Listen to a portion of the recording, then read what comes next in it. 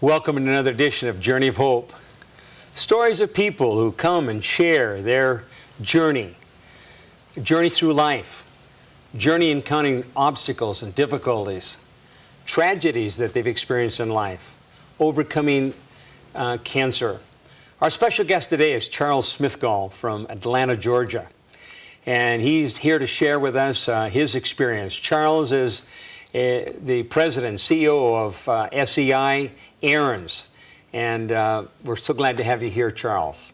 We want you to know that we have people from around the world that are watching. Well, I'm glad to be here. I'm glad to be anywhere. You're glad to be anywhere. Listen, tell us and our listening audience a little bit about where you're from and what you've been doing. Where'd you go to school? Grew up in Atlanta. I went to Georgia Tech to undergrad, and then to Wharton in Philadelphia. But now you were telling me, where did you go to high school? Well, I went to Gainesville High, Westminster, Darlington, Culver, and Baylor. You went to a number of high schools. But you were still living in the same area. Well, some of them were quite a ways away. Okay. Culver's up in Indiana. Now, were some of these military schools? Two of them were military schools, yeah. And where did you finally graduate from? Baylor in Chattanooga. In Chattanooga, okay. And then where did you go to college? Georgia Tech. And what were you doing there? Well, I was on the football team, and I started off as an engineer, and then ended up graduating in industrial management. In industrial management. And I mean, what was your plans when you went to school, when you were finishing up? What did you want to do? All I wanted to do was play football. You want to play football. So you went to school as a means for being able to provide an opportunity. My dad had gone to school there, so I really didn't, although I was recruited at some other schools, I never considered anywhere else except Georgia Tech. So you graduated with a degree in industrial management. Yes. What were your plans after that? I wanted to actually be a cattle rancher, and so I ended up moving up to British Columbia. To be a cattle rancher with a degree in industrial management. Okay, well, you went on a long detour. Well, it was not so long. I was around horses all my life, and then at Culver Military Academy we had horses, and I worked in the summertime on ranches in Texas and Wyoming, and so that was my dream, to be a cowboy. And how long were you there in British Columbia as a cowboy? Well, I homesteaded a place for about 9 months, and then I worked on a cattle ranch for about a year and a half. Okay. And then where did that take you? Well, I was there when I was drafted. Uncle Sam called me home, and I ended up going to basic training and AIT, advanced infantry training, and then officer candidate school, and then upon graduation did a tour in Korea and then a tour in Vietnam. All right. And so you're getting out of the military service, and then what are you going to do? Well, I came back and went to Colorado State to be a ranch manager. You still got this in the back of your mind. Couldn't get it out of. Well, what really changed my mind was after my first year at Colorado State, I went down to the King Ranch in Texas, which a lot of people know about, and interviewed with Mr. Bob Clayburgh, and Bob told me that if I got a degree, a master's, that he would hire me at $600 a month, and which was good. All at I could time. Eat, and I said, "Well, how much do you make, Bob?" And he said, $1,200 a month, and that's when I decided. I had a little change in plans. I decided I wanted to be a ranch owner, not a ranch manager. Big difference. So I went back to the place that I could make the largest fortune the quickest, and that was Atlanta, where I kind of knew my way around. Well, not a lot of ranching in Atlanta, is there? Not, but there's a lot of money in Atlanta. So I'm still trying to get my ranch. I'm 68 years old and still trying for it. All right. So You ended up getting into business. I did. And did you have any further education? I did. I went to work for a construction company, which grew very fast, and I worked there for 6 years, and then resigned to go back to Harvard Business School. So you went to Harvard Business School. And graduated with a management development. Okay. Program for Management Development was the name of the course, and then I went to work in the cable TV business with my dad, and I resigned my dad's company after 3 or 4 years and went to work for Turner Broadcasting for Ted Turner, who was a well-known Atlanta man, and we was there in the real go-go days when we put WTBS on the satellite and founded CNN. Really an exciting time. So you were there during this whole development and expansion Uh-huh. program, really? I left Ted's company to buy a radio station, and then Ted convinced me to change it to an all-news station and be the flagship of his radio news network. So I actually did that for 15 years, and then sold the, by then I had an AM and an FM, and sold them, and somebody came along just offered me money out of the blue, and I took it, and I was trying when to... somebody offers you money, you need to take a good look at it. That's right. If it's attractive. Especially if it's enough. Yeah. And my college roommate, I was on roomed with a fellow named John Y. Williams, who was an investment banker, and he had taken a company called Aaron's public, and interested me in taking a look at being a franchisee. So I started, that was 1995 when I opened the first store in Louisville, Kentucky, and I've been doing that for not quite 15 years, and it's been a great business. We have 87 stores now. You started with one, Uh-huh. and you've grown it to 87. Uh-huh. Now, are we talking about one part of the country, or? Started in Kentucky and then branched up to New England. So the majority of our stores are in New York and New England, Along the New England eastern, states. Yeah, okay. Vermont, Maine, Massachusetts, Rhode Island. So you're married and you have how many children? Married and for 44 years in September, and have 3 children, a son 29 who joined our company yesterday. Congratulations. And up in Boston, and a daughter 27 who works in New York, and a daughter 24 who works in New York. Okay. And I know you don't have any grandchildren yet. They don't even date. I don't know what I'm going to do, Lynn. Well, everything's going fine for you. And then, I know that you've been involved in athletics, you've been working out, you're still working out. I am. And, yes. I mean, have you had a trainer in the past, or you have a trainer now? I have a trainer all the time. I've decided that if money can buy it, I'm going to buy it. You're going to have it. Okay. So you've been in good health. No really health problems, but a couple of years ago, what happened? I went for my annual physical, and my PSA had risen. I took the PSA test, and my internist advised me to see a urologist, and I did, and he was interested in my having a biopsy to determine if I had prostate cancer, and the biopsy came back positive, and I did. So I actually quit work for 6 months and went all over the country trying to find the best cure. Now, was there any cancer in the family? No cancer. Well, my sister had died of a brain tumor about 14 years ago, but so, I mean, you know, but no prostate cancer. My father died in '93 and could have had it, but nobody knew. And I have 2 brothers close to my age, and nothing. How old was your father when he died? 93. He was 93, and your mother is?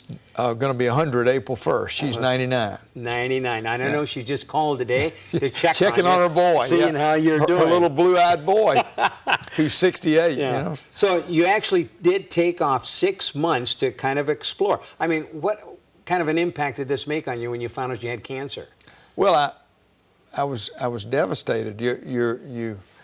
Your whole life, I think everyone hears the C word, and it's like strychnine or something, and then all of a sudden you get a voicemail on your cell phone from some doctor who's very insensitive that says you got cancer. That's the way I you learned. Yeah.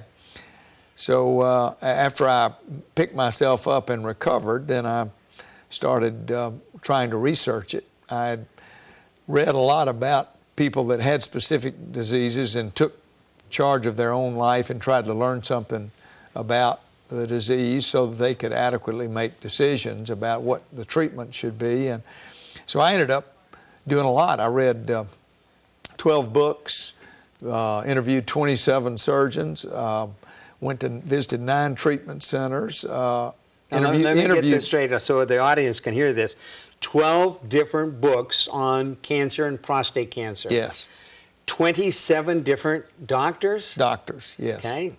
Not all right there in the same clinic, obviously. No, but around most of them, well, I went up to Johns Hopkins and some places, and I've actually visited 9 treatment centers. So, and I actually interviewed on the telephone with a form 300 patients. So, and still, the only way I found out about the treatment, the proton radiation, was luck. A friend had it, and a friend of his had given him Bob Marchini's book, You Can Beat Prostate Cancer, You Don't Need Surgery to Do It, the Bible, the guru. And he sent me the book when I was, before I was even diagnosed. And so, you know, we talk about the hundreds of thousands of people that are diagnosed. Only a few, relatively speaking, come here to Loma Linda. And we don't think anybody comes here by luck. We know this is a religious institution, and there's there's a reason and a purpose. I agree with you. Yeah. Nobody comes by accident. Yeah. So eventually you learned, you heard about Bob Marchini's book. They sent you a copy, and you read the copy, but you weren't satisfied with just reading the book. What did you do, if I remember correctly? Well, I spent 2 or 3 months trying to find something wrong with it. The first thing I did when I read the book was there was an email address on the last page of the book, and I emailed Bob, and I found out that it said he lived in Metapoiset, Massachusetts. Well, I've got a store in New Bedford 5 miles from his home. So I emailed him and said I'd read his book. I was diagnosed with prostate cancer. I was fascinated with his research, and I would like to come and visit him. And he emailed me back and said he was glad that I liked the book. Unfortunately, he wouldn't be able to see me because he was too busy. But he sent me a list of 100 patients I could call and 2 more recent articles on proton radiation. And I emailed him back and thanked him and said, I will be at your house on your doorstep Tuesday at 9 a.m. and I will stand there until you open the door. And he emailed me back and said, "Come on." I'll be here. And he's my guru. I mean, and yours too. I know he's just a great guy. So you flew up, met with him, and did that kind of cinch the deal, or what else did you need to do? I mean, you've been on this journey for 5 or 6 months. Was this towards the end of the 6 months? It was, no, this was right in the front. Oh, it was the front part. Okay. So then why did it take so long for you? Well, everybody told me that a lot of the advice I got was take your time. I kept looking. Yeah, and I discovered the treatment early on, and I spent all that time trying to find something wrong with it. Okay, well, now there's a very important point here. Generally speaking, when men are diagnosed with prostate cancer, it's slow growing, it's been there for a while. They have an opportunity to look around, examine the different types of treatment, determine which one's best for them. So it's not a crisis situation, even though most people think it is. They have that opportunity. Most people think it is, and the American way is get it gone now. Yeah. The European way is watchful waiting and a lot more hesitant about immediately having surgery. And I think I was very well advised to do that, and I took my time. And when I actually opted for Loma Linda and proton radiation, I was sure that that was the right situation for me. I actually got down to 2 treatment centers, the Florida Proton Center in Jacksonville and Loma Linda, and I visited the Florida Proton Center 3 times trying to make up my mind because it was so close. Well, you're very close, yeah. But I guess the thing that swung the lever toward the pendulum toward Loma Linda was 20 years of experience versus a year and a half. There's just no way I could go to the student when I could go to the teacher. Yeah. Very, very important part. Yeah, we just celebrated our 20th anniversary, and almost 15,000 patients now. Wonderful. Yeah, almost 15,000. So you finally made the decision, and then you were able to get in on the clinical trial. We opened a little door there for a clinical trial with proton patient. Normally, the patient comes in for prostate cancer, and they get 45 treatments. But you're able to get into that little window when we open it up, and we're still examining all the data. But you had how many treatments? I had 40 treatments, but over 20 days, because I got 2 treatments a day, and that was unusual because with the grace of God and your help, I was able to get what I consider to be the #1 doctor in Loma, Linda, Dr. Carl Rossi. And when Carl was examining me, and he said, I want to recommend that you do our protocol treatment. I said, wait a minute, I didn't know I was going to get a choice when I came out here. What is this? And so he explains it to me, and he said, you're early stage. We can give you a treatment in each hip, and you can finish in half the time. And I said, why would I do it? He said, because I don't have enough data to write a white paper on it yet, but I'm finding that there are less side effects, and it's just an easier on you if you do this. And I said, well, wait a minute, what would you do if it was your son? He said, this is what I would do. I said, okay, I'm in. And I want to point out to our listening audience that every one of the patients, when you talk to them, doesn't matter who their doctor is, but they say, I've got the #1 doctor. Oh, yeah. I mean, everyone, it doesn't matter which doctor it is, they're the #1 doctor. So, yes, you're right. Dr. Rossi, and apparently the two of you really clicked. Oh, he's just a great guy, and an aviator, and I like flying airplanes, and he does too. And he's a tremendous fellow and a great doctor.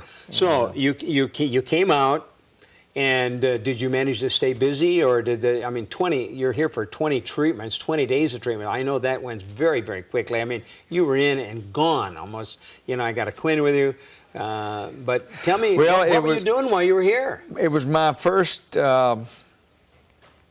real experience with a lengthy time in Southern California. And I wore Southern California out. I played every golf course. I went trout fishing. I traveled to see every one of my friends in Southern California. This is all during the time you had cancer? I had all 3 of my children out. My wife was bopping in and out. I had 9 visitors.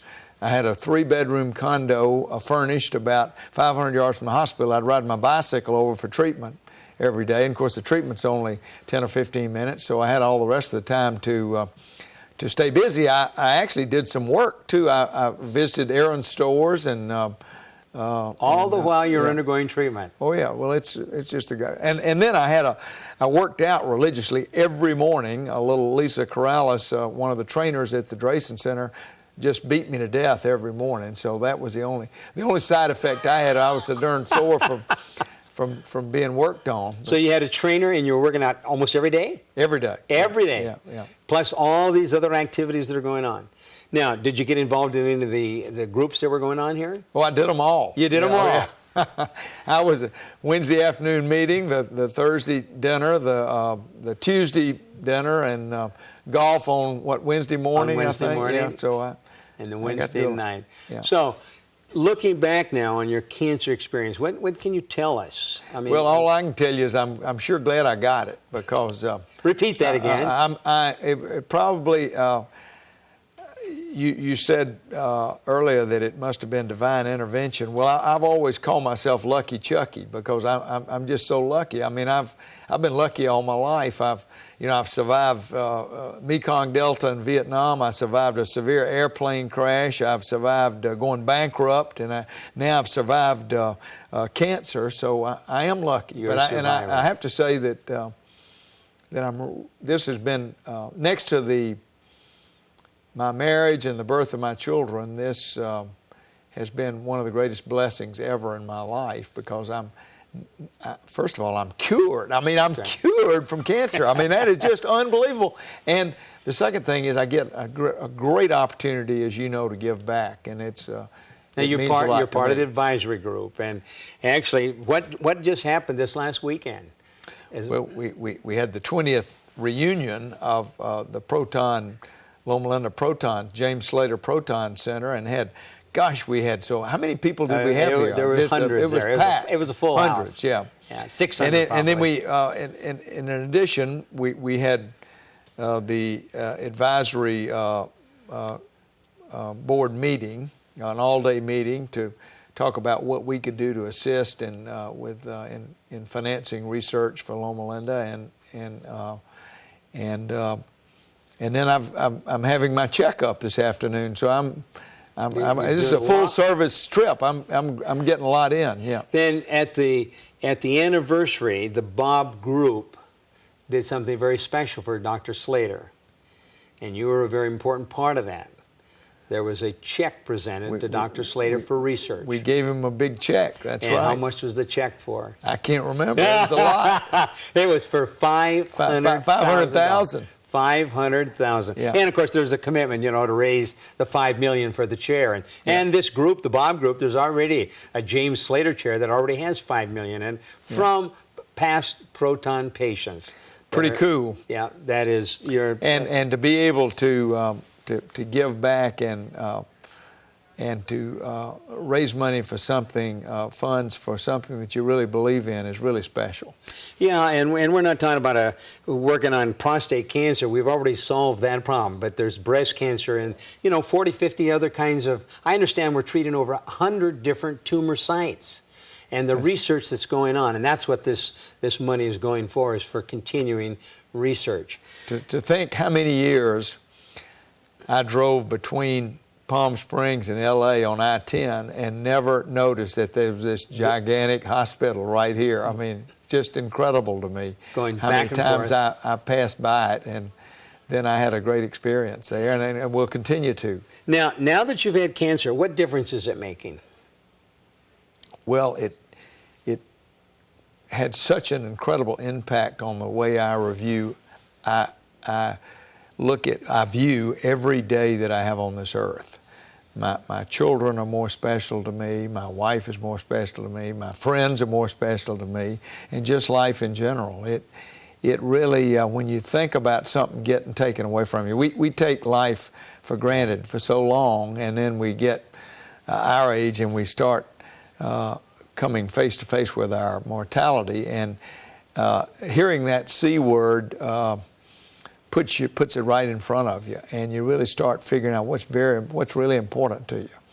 And it turns out it's really your faith and your friends and your family. I mean, and the rest of it, the material things, which I've been blessed with, but we're just borrowing those things for a little while anyway. They're not really ours. Well, that's what a great observation. Yeah, we're stewards of them, and how we use our time and our resources, and we can use it in a way that'll be a blessing to others. And really, that's what God wants us to do. Well, I know that people are going to come out of the woodwork, Charles, that are going to hear that you were out on the West Coast of all places for somebody from Atlanta, and were treated at Loma Linda. So I know you're going to have a wonderful opportunity. Have you already had an opportunity to share? Oh, I have, and I've probably had 35 of my friends opt for proton radiation since I was treated here in just a year and 3 months, and the majority of them have not come to Loma Linda, unfortunately. But the fortunate thing is that they experience proton radiation, and they're now, I heard at the meeting, 19 centers around the world. That are doing this, but this is the granddaddy and the pioneer. This is where I would come if I had to do all over again. Now, what kind of an impact did this make on your kids and your wife? A lot. They were really concerned about me my mama's concerned about me. She just called. 99 years old. Yeah, and picks up the phone and calls me to check on her blue-eyed boy to see if he's all right. Now, are you the only one? Oh no, they're three. I have two brothers. I'm the only one that got prostate cancer. So far. Yeah, so far. Yeah. That's right. Are you the youngest or the oldest? I'm the oldest. You're the oldest. Yeah. Okay. Yeah. Mm-hmm. Well, and of course they need to be alerted. So, what kind of an impact did it make on me? They were worried about you, or? Very worried, and I kept reassuring them, and of course, when they came out here and visited, and they saw this total life experience of, and this is as you know, a very, very special place, and just to have the privilege to come here is pretty special, and not just for the treatment, and that's what really made the difference to me in choosing Loma Linda over Jacksonville or MD Anderson or Mass General or Bloomington. I think that the total experience here just seems different, and I know it is. The religious bent is just, and the Make Man Whole theme is just incredible. And I just bought right into it the second I saw that, and I just really saw that difference. Well, Loma Linda is different, and that has a mission to make man whole. And for our listening audience, you know, Charles here is again a wonderful testimony and a wonderful illustration of what happens when people learn about Loma Linda and they come here and they undergo the healing that takes place, and they come here seeking healing and hope and wholeness, and they experience. People leave here and they talk about a radiation vacation. And for those of you that are looking on, I want you to know that God's got a plan for your life. No one comes here by accident. And God knows exactly where you're at. And even this week, something may have happened to you. You're wondering which way to go and what to do. God will open and close doors that you'll be able to discern His will. He's got a plan for your life. And whatever happened this week is not the end. If you'll look to Him, He'll open and close doors so that you can discern His will. And Charles, we're so glad that you've been able to be with us here, and for your testimony and for the work that you're doing to help advance the cause of research here at Loma Linda, and for the wonderful part that you had in helping us celebrate this last weekend. Charles is a great illustration of people that have come here to Loma Linda. And again, those of you that are in the listening audience, I want you to know that God's got a plan for your life. If you look to Him, He'll open and close doors. You'll be able to discern His will. Nobody comes here by accident, and when you're in God's will, nothing happens by accident. So until next week, I'm Lynn Martell with Journey of Hope. God bless you each one. Thank you.